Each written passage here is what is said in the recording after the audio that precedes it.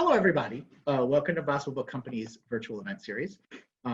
Today is 4,204 of us being in business. We are so honored to be hosting Helen Phillips, the author of The Need, a New York Times notable book for 2019, longlisted for the National Book Award, and subject to many, many wonderful reviews. She is the author of 5 books, including, I hope I get this right, 2 collections of stories, 1 other novel for adults, and 1 other novel for middle grade readers. And that's the ones I know about.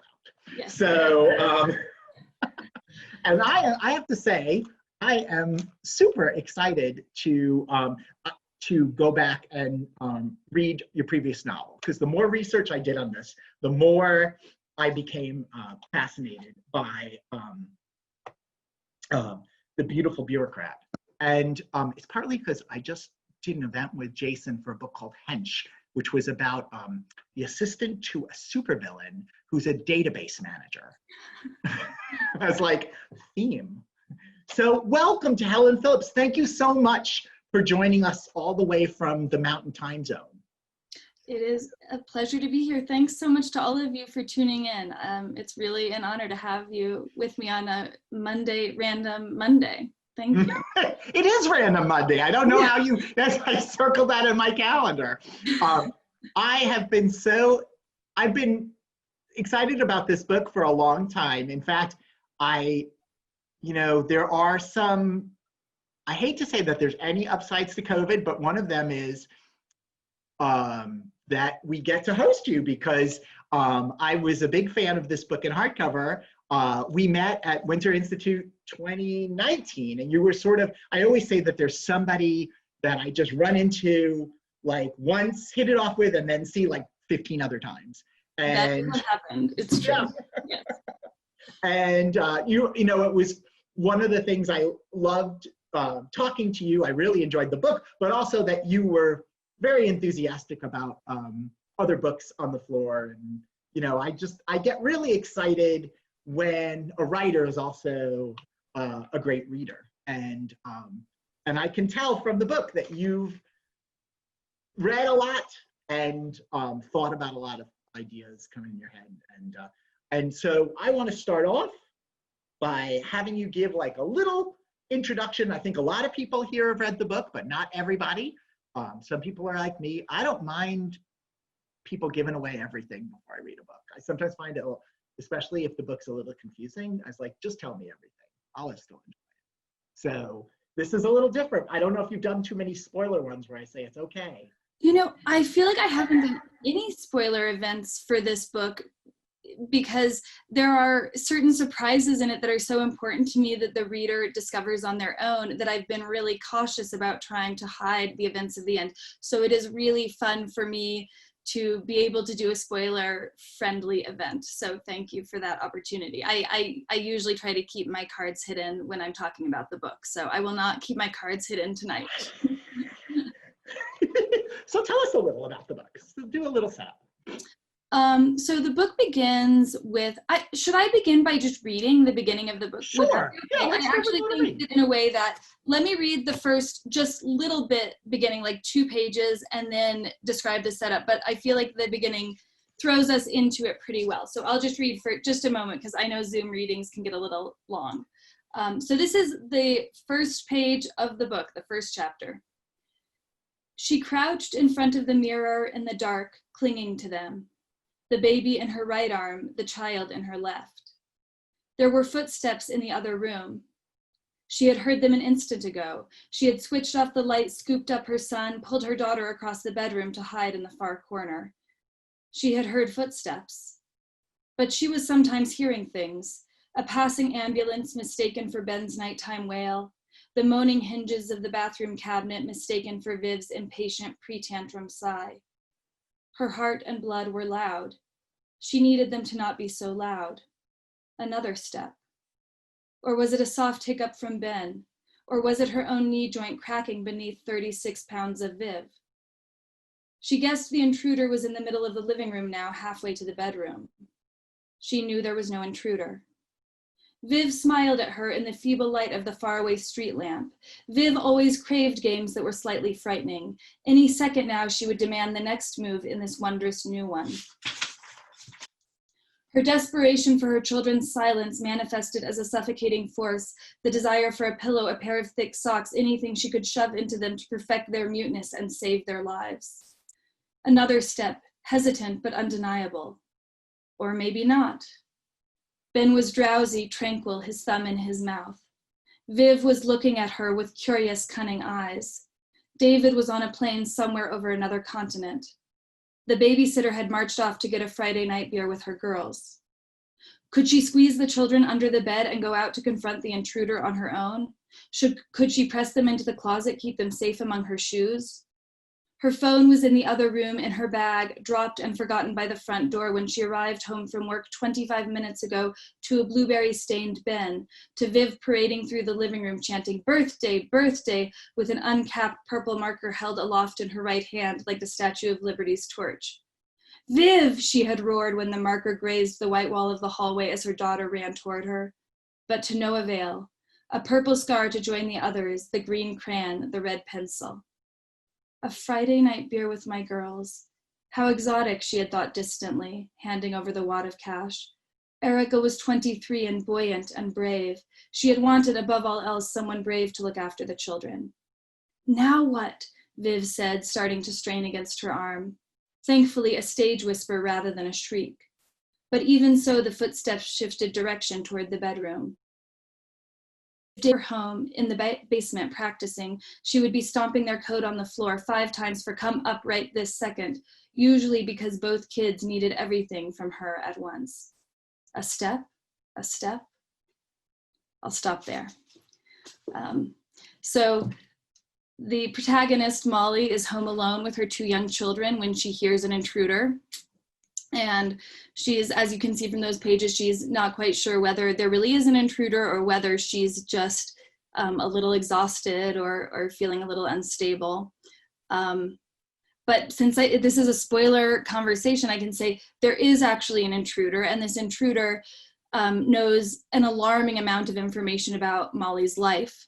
And when she discovers the identity of the intruder, it really calls into question everything that she understands about her job and the universe and her own identity.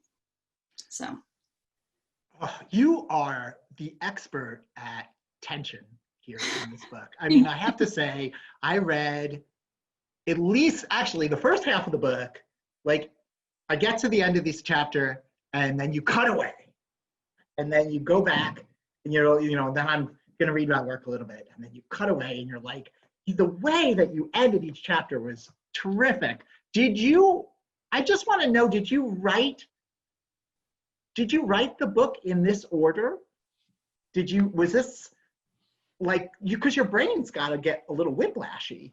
Yeah, it is whiplashy. A couple of things about that. First of all, I feel like that pleasure of the cliffhanger ending is something, it's almost a childish pleasure that I have. I remember loving that feeling when I was a kid, reading mysteries that weren't particularly well written, but there's just something potent when a book does a cliffhanger to you, and it always made me want to keep reading, and I always thought maybe it's a cheap trick, but I personally find it really compelling. So that was one thing that was in my mind. But another thing that was in my mind, I will say that the first part of the book that is alternating between what's happening at home and what's happening at work, though I changed order later in the book, that order was very much there from the beginning. And I wanted to have, a lot of the book is about the tension between her home life and her work life. So to have in those early chapters, the tension switching from the home to the workplace back and forth, I feel like really supports the theme of the book, that there's different sorts of tension on both fronts that she is grappling with. Also, the book was written while I was a working mother of 2 young children, so the short, swift chapters are a reflection of the fact that I didn't have that much writing time each day, so I would sit down and write as intensely as I could for an hour or whatever little spot of time I had. And so it's a book about a working mother, written by a working mother, and that is reflected in the form. Well, the book, I think you bring the anxiety. I'm never going to be a working mother, but I feel like you brought home in every way the anxiety of being a mom and of all the things that happen.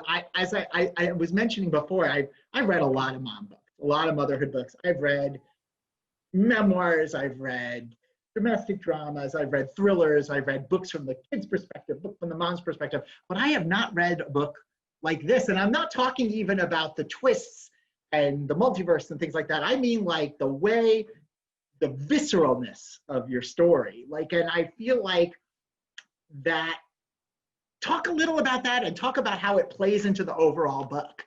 Yeah. So, I mean, I had at least one reader, and probably others feel this way, you know, your book is so disgusting. I mean that in a good way. And I thought that that was a really interesting comment and kind of revealing, because there is a lot of visceral stuff in it that has to do with breastfeeding and changing diapers and those kinds of things.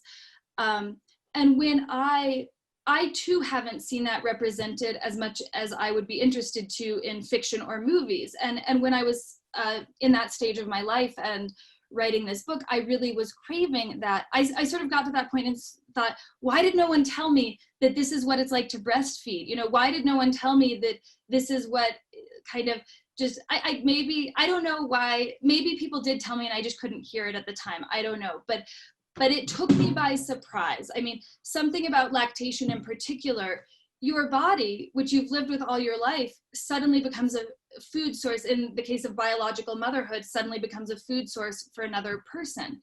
And that is a very new way to use your body. And it's really, I don't find it disgusting. I mean, I think it's beautiful and wonderful. And it's this literalization of this responsibility you have to this other life. And, you know, for me, I think motherhood can take so many forms. And so biological lactating motherhood is one form. But just little things about, like, the feeling when there's this thing where your milk comes down when you see your baby, because the milk is ready, and also it's an emotional reaction. So it's this combined, like, physical and emotional reaction. And the first time it happened to me, I was like, what is going on? What is going on? So there's almost an element where this is not exactly, it's almost though a primer about breastfeeding, like, this is one sensation that you might have, or this is how you can hand express milk if you're really in a pinch. It's not really a primer, but I just was so interested in this pretty common and ancient human experience that had been not really represented much on the page or on the screen. And I guess that is because, I mean, for a variety of reasons, but that people maybe don't really want to hear about this weird thing that our bodies do. But I really like the weird things that our bodies do. I'm very interested in those things. So as I was writing it, I had this note to myself, this is a book about the body. So the fact that you got that from it really means a lot to me, that came across, because I wanted to really write about the body and the way that having young children puts you in your body in a way that, for me, I had never experienced anything like that. I had never before realized the extent to which I am an animal. It makes me feel really selfish when I just have to pee, you know, when I'm in the bathroom. That, you know what, but that's a physiological sensation that should also be written about. I'm interested in the body in all of its different forms and actions and reactions, but this was the one that was front and center in my life at that time. You've got more books to write. So Molly is right. So Molly's a mom. She's got 2 kids, Viv and Ben. She's got a husband, David, but he's on a trip. He's a musician and he's gone for a couple of trips. And she's a paleobotanist. Yes. And so working for this Dr. Roz, who's sort of bought the dig, like bought the space near this Phillips 66 gas station, and they come across, as they're digging, they come across some artifacts. No, not plant, mostly plant things, but these are just like non-plant artifacts. And I was trying, I kept wanting to see what was wrong with the Coca-Cola bottle. Was it spelled differently? But the main thing is the soldier has a tail, and but more than that, the Bible that they find is feminized. And so so she becomes subject to some hate, or the group of them. She and Roz, who isn't there that much, so it's mostly her and what is this, Cody? Corey. Yeah, Corey. Get subject to sort of hate from folks who take this sort of thing seriously. And are we going to go there? Are we going to say, I think we have to go there now. That okay, ready? Here we go. It's spoiler. Something is, I can't do it. No, we said it was spoiler friendly, so you can. I know, and I get to the thing and I can't do it. So what's happened is that the visitor, I hope you read the book. If not, I promise you to do this. The visitor is her from another multiverse where one of the visitors to the group set off a bomb and killed most of the people there, including her kids, her babysitter. But not her, because she fell in the pit, which may or may not be a portal. It is a portal. It is a portal, thank you. Okay, these are the things you can't say. It's a portal.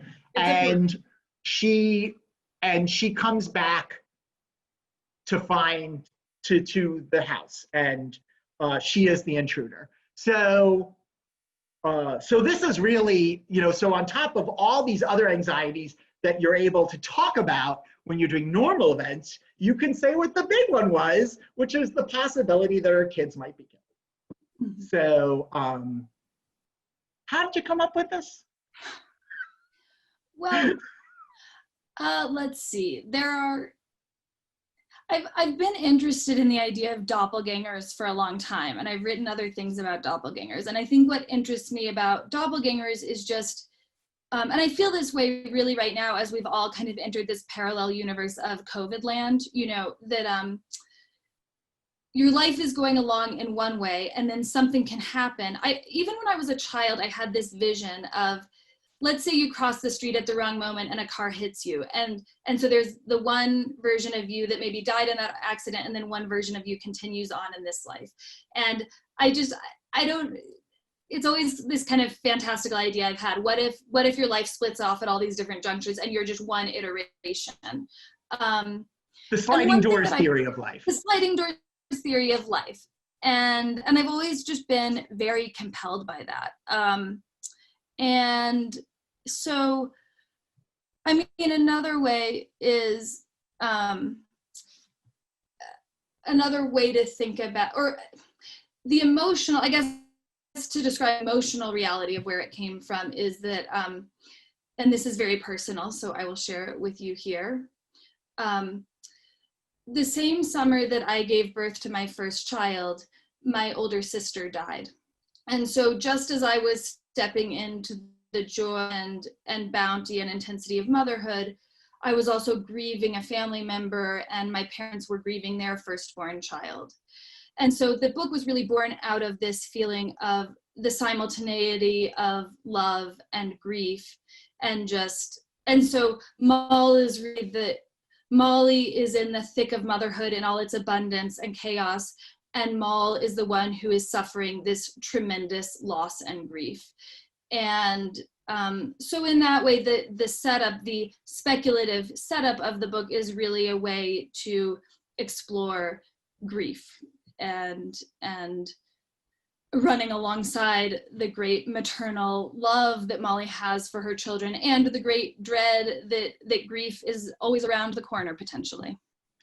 I don't know if that answers your question. Oh, yes, it does. And I love doppelganger and multiverse books, and so do, I mean, I think we're doing another, there's another one coming up like in about a month with Matt Haig, the Midnight Library, and you know, I mean, there is this idea, you know, I guess it's from my childhood reading comic book with the infinite Earths as they started spinning apart, but this idea that you, so I'm just going to explain it to a couple of people who've asked me about it, but just to be clear, so what this is like every action could have a different action, and that sort of becomes two different realities. And the idea and this is a theory in physics, right? That that there are an infinite number of universes that are where every possible alternative is happening. Mm-hmm. So of course the idea would be, what if these universes could intersect? And it's the subject of many, many books, movies, plays, probably. There's probably an opera somewhere.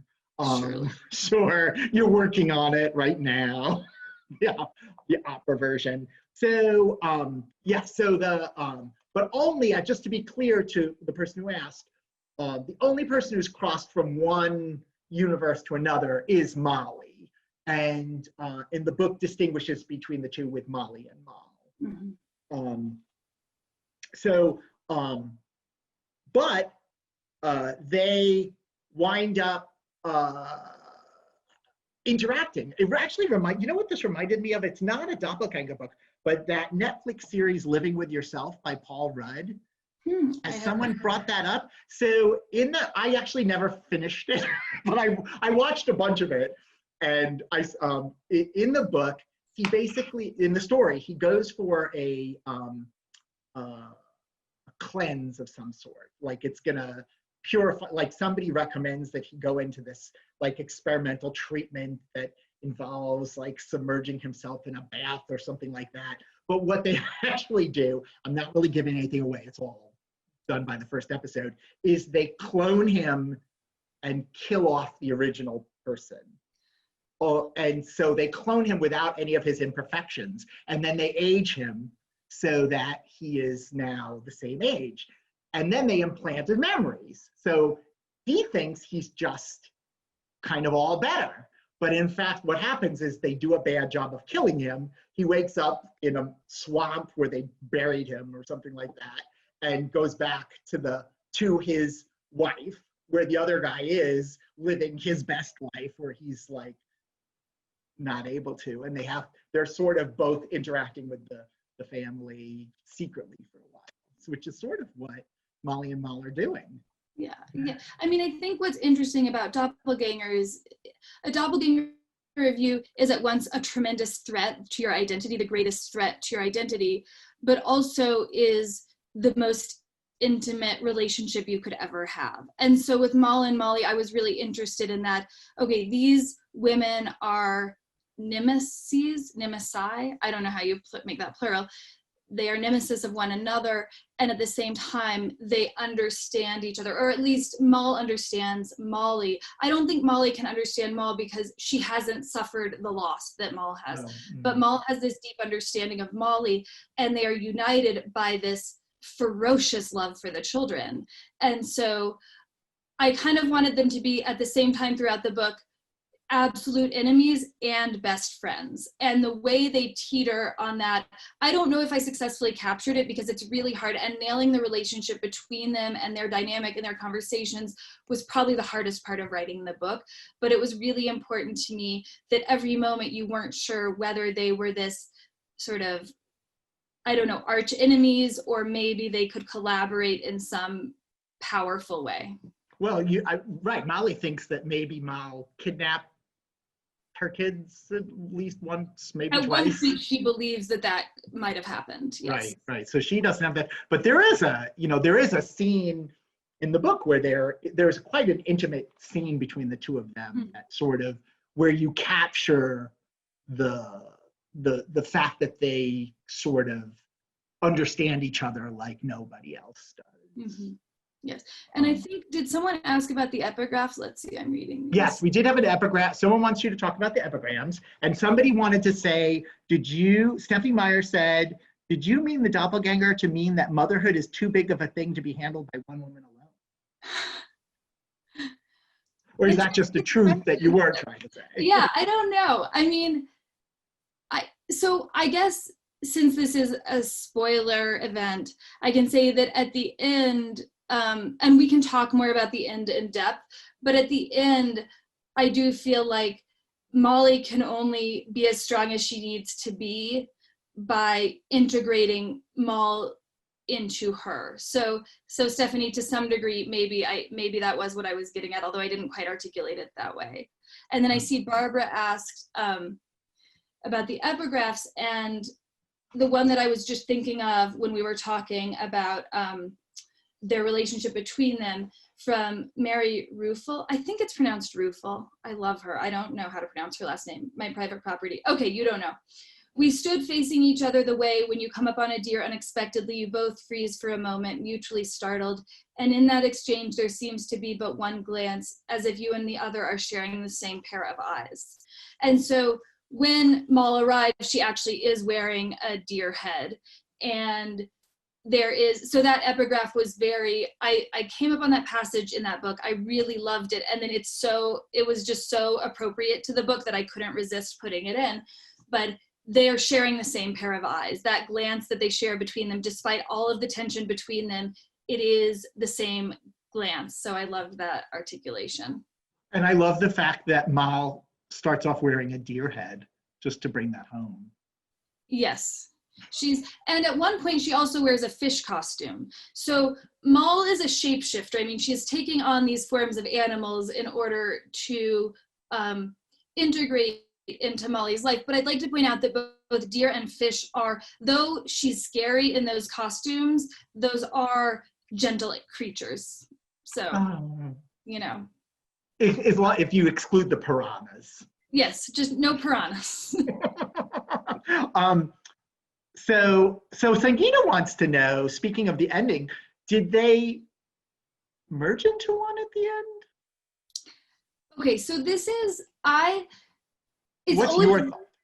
it's always very interesting for me to hear people talk about the end. I rewrote the end probably 25 times because it was such a delicate thing that I was aiming to do. And what I wanted the ending to be so flexible that people could have different understandings of how this dynamic between the women ended. I think you could read it that Moll, in that final scene, she's pressing down into Molly's body. It seems like she's about to suffocate or in some other way do away with her and maybe replace her. There's that reading. Maybe Molly is about to get so angry that she's going to finally throw her out of her life. And then there are other readings. I mean, people have told me all different readings of the ending, which I completely love because I really wanted a collaboration with the reader at the ending. I really wanted the ending to be a mirror held up to the reader. What you make of it might reveal something. For me, personally, but I really believe that my interpretation, one among many, though I am the author, I do not lay claim to the meaning of the ending. For me, the ending is a very integrated, in the ending moments, when Moll is pressing down on Molly, they do actually join into one. That is a moment of merging and melding. See, you're surprised. What did you think the ending was? What did you think? I was like, ooh, that ended. I read it twice. Who knows what just happened? I really didn't know. I was sort of like, I love open-ended endings. I have to say, I don't like when, I'd much rather the right, some people, it can drive crazy, but for me, it's much more interesting for me to have to think about a book. I want it to stay with me. But I have to say, I wasn't sure. I wasn't sure. I'm thrilled. I mean, that is, I really wanted the ending to, I worked so hard to try to make it really flexible and really asking something of the reader, kind of demanding something of the reader to bring their own feelings to it, or even their own wishes to it. But for me, it's a happy ending. I mean, I think there are a lot of dark, sad things in this book in terms of the grief that Moll faces. but in the end, Mal and Molly become one. And then in the epilogue, which for me is almost the most important part of the book, and which I had in my mind the whole way along as I was writing it, it says that Molly, the woman, for one thing, we don't refer to her by name. It's only Right, she. we don't know. And it says her strength is doubled. So that was one word. It was my hint that they have doubled.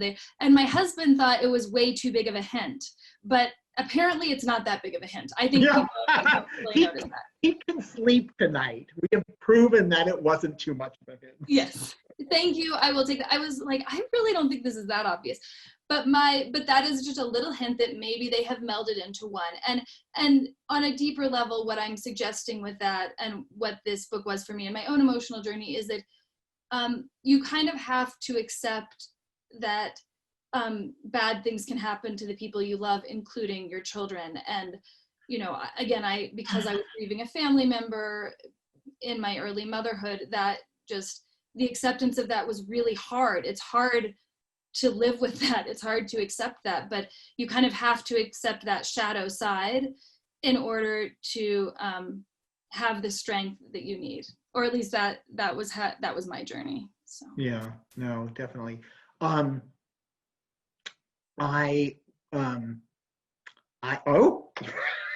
Sorry. So I wanted to. We have another question about the feminized Bible seen as alien. So yeah, that was another thing, like, where I sort of missed that that Bible was not from Mal's universe. Yes, so, Virginia, you're on it. Thank you so much, Virginia. I worry that that's too subtle, but that is really significant. And I tried to figure out ways in their initial conversation to make that clear. So Mal and Molly lived in the same, their reality was identical up until the moment of the tragedy of the bomb at work. So this implies that the Bible that entered into both of their worlds is in fact from yet another world. And the other objects, like the Coca-Cola bottle with the font that tips backwards rather than forwards, it's only that the font tips the wrong direction. Oh, okay. It's a very small difference, is maybe from yet another world. So though we encounter in this book the collision of two universes, I certainly mean to imply that the Bible and the other objects, and potentially the other Mal, or the other Mals and Mollys, that there are really, as you said at the beginning, you know, in an infinity of other universes. So Virginia, thank you for understanding that. I tried to plant it as best I could. Do you want to get a drink? Oh, I have water right here. Sorry. Okay. I'm talking too much. You should take a sip. So let's talk a little about the Terrorism Act. So just because another thing that you tend to not talk about in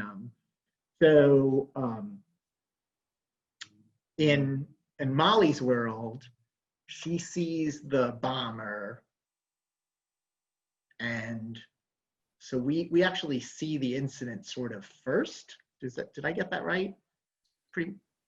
Well, there are two iterations of the incident. I mean, the same figure enters Molly's world, and she takes one of Molly's tours, and she seems anxious and a little off and strange, and then she leaves. And it makes Molly a little uncomfortable. Right. Much later in the book, we learn that Mal had the same experience of this same figure coming to the tour that she was giving and acting a little uneasy. But in her world, the person goes through with this act of terrorism. Nice. Do you think was there anything that Molly, I was like, okay, now I have to read it a third time. Was there anything that Molly did? Like, this is the thing that you always think about with acts of violence. Like, was there anything did Molly do something that made it not happen? Or was it just, that's just the way life is? Who knows? It was there's actually a butterfly or something. Yeah, yes, I'm always interested in the way that old cliche that a butterfly wing on one side of the world can cause a hurricane on the other side of the world, or whatever it is. But just the idea that subtle differences in the way we say something. It puts so much pressure on every word I'm saying right now, but just that subtle differences in, you know, having a jam sandwich rather than a ham sandwich or something like that can change your entire life. And you can't really go through your day living that way, like, oh, if I, you know, walk down this street rather than this street, everything will be transformed. But that is kind of true. We live in these lives of forking paths. And we do that. And when something goes wrong, we constantly go backwards to try to figure out what happened. When things go right, we don't. But if there's like an accent or something, oh my God, do you ever listen to Hidden Brain on NPR? No. And he was talking about how this exact thing, how this gentleman, somebody in the police, he drinks too much, he has an accident in the rain and kills these people, and then they backwards through it as to how many people drink too much, how many people drive in the rain, how, you know, like, and that we try to assign, like, once something goes bad, then we go backwards to try to assign the blame for that fork. It was very interesting, and it sounds like, you know, like, I mean, I felt like sometimes Mal had to be thinking that, like, what did I do, even though she didn't do anything. I mean, there's a very subtle difference in the way the interaction goes down. It's very subtle. And when I was writing those two scenes, they're identical in almost every way, except that Mal says to the woman, "Can I help you?" And Molly thinks about saying, "Can I help you?" but she doesn't. And something about Mal, and this is maybe not this is not really a good message. Like, I think we should reach out to people who are troubled. But Mal says something to her, and for some reason that is that is the difference in their scenarios. That's where their lives begin to branch, and then this horrific act takes place. And it was really hard to write that. I mean, the book, you know, it was hard to write about an act like that. It was, I don't know. It's a brutal thing. I mean, yes. But it is so funny that it was "Can I help you?" because I feel like in retail, that's kind of like the inquiry of death. Like, nobody wants to be asked that. You know, like, I can't do this so well, but, you know, like, some of my people I've worked with is like, the way to interact with somebody is like, what I would say is, "Oh, that's a great book." And other people say, "I really like your necklace," which I've never been able to do. But it's interesting because there is something. I'm sure you weren't, unless you were in retail. Oh, you were sisters in retail. But that "Can I help you?" it's just sort of, there's sort of some sort of passive aggressive negativity about it. Like, what are you doing here? I see what you mean. And maybe that was what caused it to go one way for Mal and one way for Molly. But also, we can't, again, we say something casual, or you get in a car and a second later than you would have otherwise. I don't know. I think it's a really wild thing about life, just all the infinite ways that it can fork. And I think that we are living in a time that, like I said, we've all kind of, a year ago, none of us could have imagined this alternate reality we've stepped into. And each day it seems like we learn things that further increase the sense of just these wild forking paths that we're going down, both personally and globally. And I mean, I would say this is a source of anxiety, but there's not much you can do about it. It's just a wild thing to be a human and to be making all these minuscule choices every day that add up to a life in the long run. I said, you know, when I said that, I was thinking to myself, I'm doing exactly what people do, which is like, you assign reason to things that have no reason. You know, we want to make sense of the world. I mean, isn't that what that Bible was trying to do, you know? But sometimes it's just like, I just hit universe number 7,312, and that wasn't so great for me. Things happen.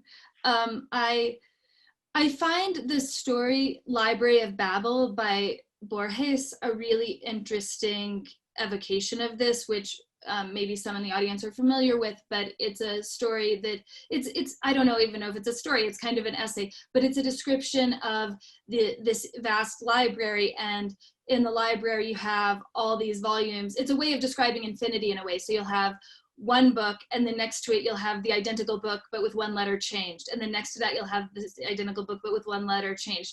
And so this is just a way of describing this kind of vast library that has just these tiny little differences in each book, going on forever and forever and forever. So I was thinking about that as I was thinking about these multiverses, that we enter two in the book, but there are uncountable ones spiraling out, and each day as we make choices we kind of spiral into one or another.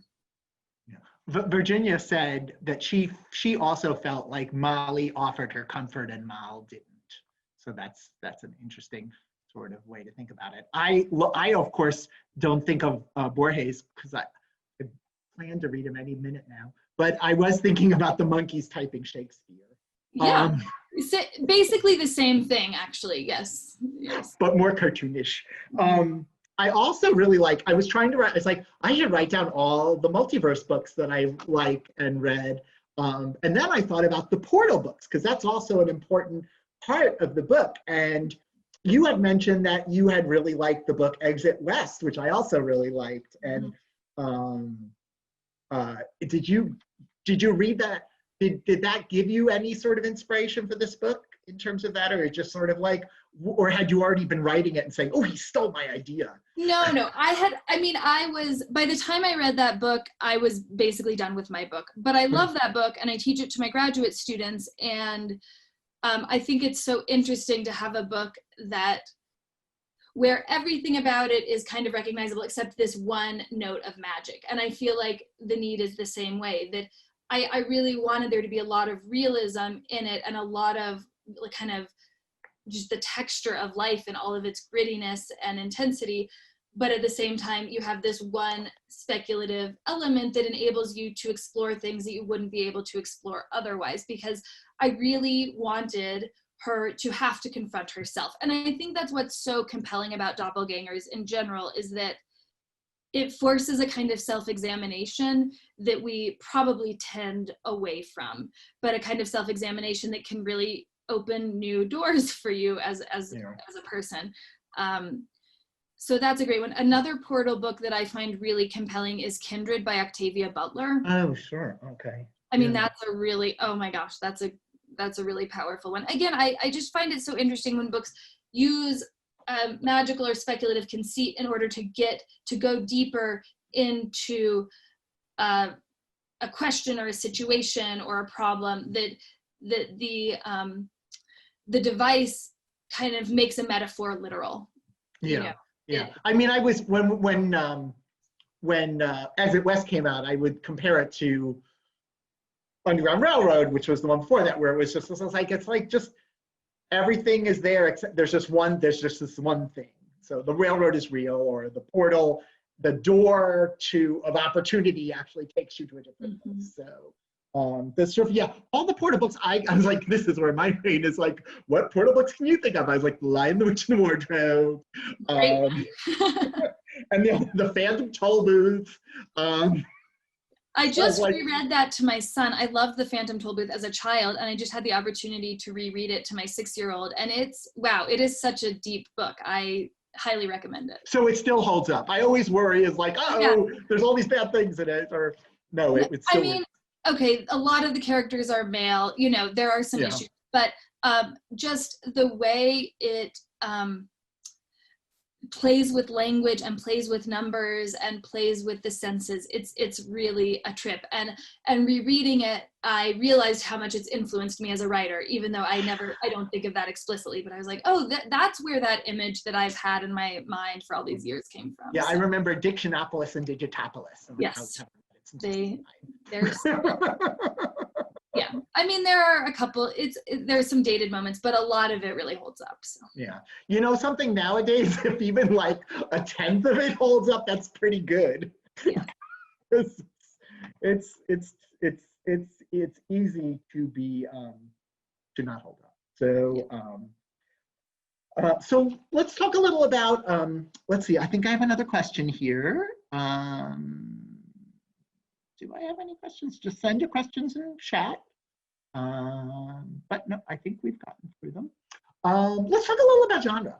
One of the things I noticed is that you are you are perfectly happy to have said, I used the thriller genre.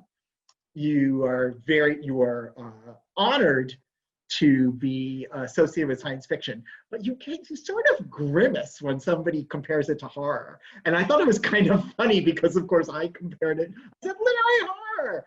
But so talk a little bit. Like, why do you feel like you don't want the book to be associated with horror so much? I probably just need to be cooler than I am and just be like, yes, I write horror. I think that's probably what it is.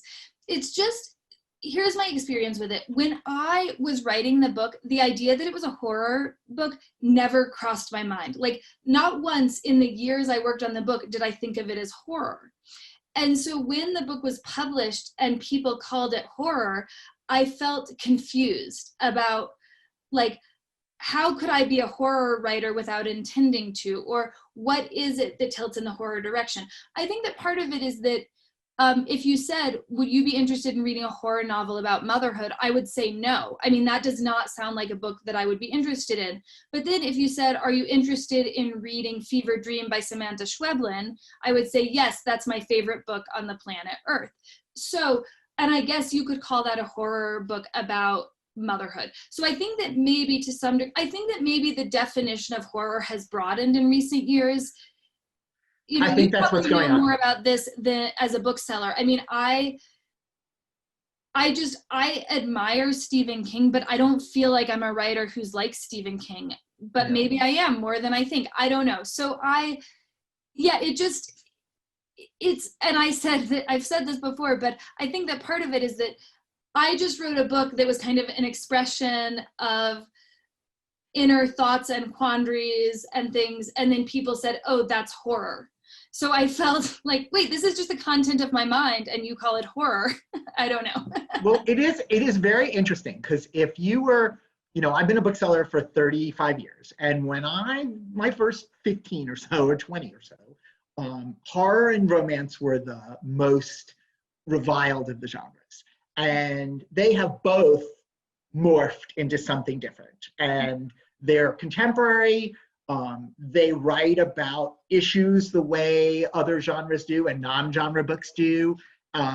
They are much more female-centric. They are, there's a lot of people writing about race issues and cultural issues and trans issues and all sorts of things that we just never thought of. And so the whole, it's just made a big difference. And I went back and tried to, like, what exactly is horror? And everybody kept saying it's fiction that induces fear, or whether it's film or television. It's all about the emotion, the fear emotion, and not necessarily, and it doesn't necessarily have to have vampires. And that's the other thing, is like sort of like these trends will come along and sort of drive what we think of a genre. So romance is bodice rippers, and science fiction is aliens, but it can be so much more. Mm-hmm. And I think you can say, I didn't mean to write horror, but I did, and it's good horror. So I'm on the cutting edge of excellent horror. Yeah.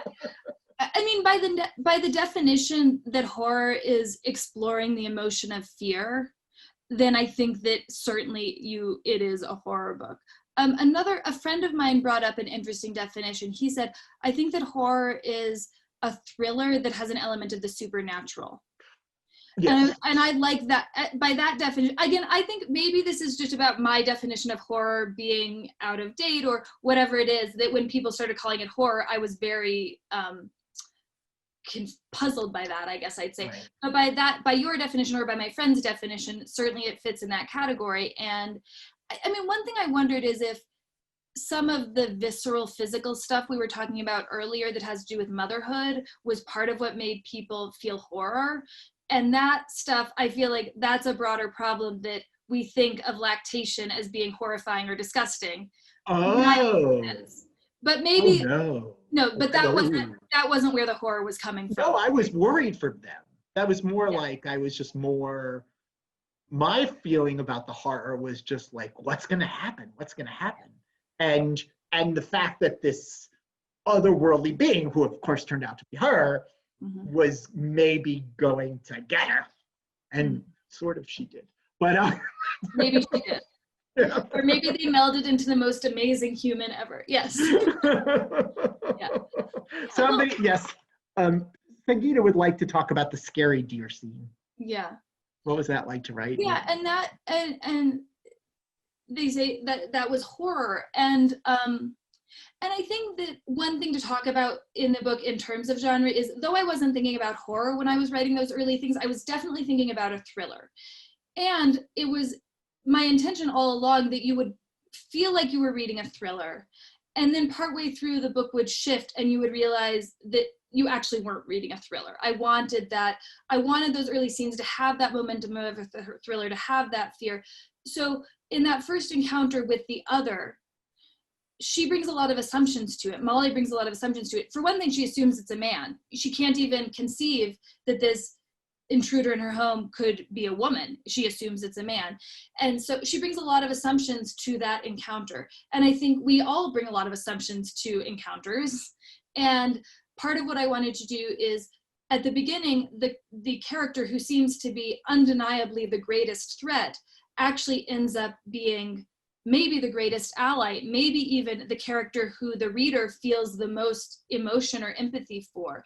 And so that switch, I needed in those early scenes for Mal to be so threatening and so frightening, and a person to whom we bring a lot of assumptions, like it's a man, it's an intruder, it's gonna hurt us. And then that would morph into a really different set of feelings towards Mal. And that transformation was really important to me, that you go from feeling a sense of horror and fear to feeling something a lot more nuanced towards this person who is in a state of grief and who is just desperate to try to slip back to some degree into a life that has been ripped away from her. Yeah, in some ways it reminded me a little of Emma Donohue's Room, because you have like the first half in the room and then the other half recovering from it. Mm-hmm. So, which is not a bad comparison. Yeah, I'm I going to love use that again. Yeah. Yeah. One of the, yes, it's interesting that you said the thing about worrying that people called it horror because of the bodily functions. I watched one of your interviews where you talked a little about, are people not talking about this stuff because of the sort of the shame involved. It's sort of like, and this isn't a bodily function, but the way books sort of still use menstruation to be kind of shock. People are like, we all need it. It's got to happen. Thank goodness, so we can keep civilization going. I just read a book called, what's it called? Milk, Blood, Heat by Daniel Goldin. It's coming out in February. That has an interesting story. It's excellent collection, all set in Jacksonville, all different kinds of women experiencing life and connection and disconnection. And there was a story that sort of played with the blood. That's where the blood comes from. So reminded me a little of this from that. So and no I harm. Yeah. I don't mean to imply that other writers haven't done an amazing job with this material. It's just, I feel like there could be more representation. I feel like Samantha Hunt has written really compelling stories. Jenny Ophil in Department of Speculation, and one of my favorite books, The Argonauts by Maggie Nelson. So you bring that book up a lot. It really made me want to read it. Tell everybody a little about the Argonauts. Like what? The Argonauts. Let's get them to read how to even put it in words? I mean, it's a book told in a non-linear fashion that it is Maggie Nelson's own life, but it's mixed in with a lot of theory and a lot of reading of other things and anecdotes, and it's just a really rich exploration of motherhood and love. And I don't know, it's just a brilliant book. It's really hard to describe, but there's nothing like it. A lot of these books can be, well, I know when people say I didn't read, like when people say there's never, I couldn't find any books written about this or this, but they don't mean that there weren't any. I mean, that they're hard to find. There should be more of them. And more. And Yes, and when I was in that stage as someone who has always turned to fiction for kind of education about the human condition, I did not find as many books about this kind of thing as I wanted to. So they always say, write the book that you wish existed in the world. And for me, the need is very much that book. Yeah. Yes. I think we should, I want to wrap up and just see if there's any more questions. Oh, I had a difficult time figuring out how old Ben is, because I think Viv was 3.5. Well, it's her 4th birthday. Yeah, so almost 4. So, Virginia, you're a very good reader, I can tell. And this is, yes, I mean, there's a bit of a sleight of hand with Ben, because he's old enough to walk because he can walk in it, but also he is still nursing quite a bit. And so often by the time they're walking as much as he is, they wouldn't be nursing as frequently as he is. So that's, I mean, I don't know, all kids are different, and I nursed my kids for quite a while, but his age is kept a little vague, I guess, for that reason. You're a really subtle reader, so thank you for that. I love that. I love that Virginia caught that you kind of did it on purpose. So I did. I mean, it is realistic, but I didn't want to quite come out and say his age. So I hope you guys can all still trust me after I've admitted this. You should never trust a writer. Never trust a writer. Are you working on something else now? I am working on something else. I certainly, like so many other of us in our professional lives in the last year, have had some roadblocks, including suddenly being a homeschool teacher, essentially. But I am working on a new book, and I feel like we ask writers, what are your themes? And I would always describe my themes as whatever I'm totally freaking out about at the time. And what I'm totally freaking out about now is climate change and artificial intelligence. So I'm writing a book about those things. Wow, put them together. Excellent. Put them together, see what happens. Yeah, that's right. You were horrified. You were horrified by either. Now try. Now I'll write a horror book about them, apparently. Yeah, or maybe speculative fiction with a thriller with supernatural elements. No, I think I should embrace the horror thing. I see where we're coming from in terms of giving it a new definition. And I do. I think really the publishers are still very cautious about it, and they won't call things horror, and they should really look to the film and television streaming world, your Black Mirrors and stuff. I know the book Friday Black got a screen adaptation. That's to me, a perfect example of what's going on in literary horror right now. It's a terrific story collection. But anyway, do you have any books you would recommend to folks before you go? Anybody else? I just last night finished a really cool book by my friend Marie-Helene Bertino called Parakeet, which came out in June, and I would give a huge shout out to that. And I'm reading an interesting book called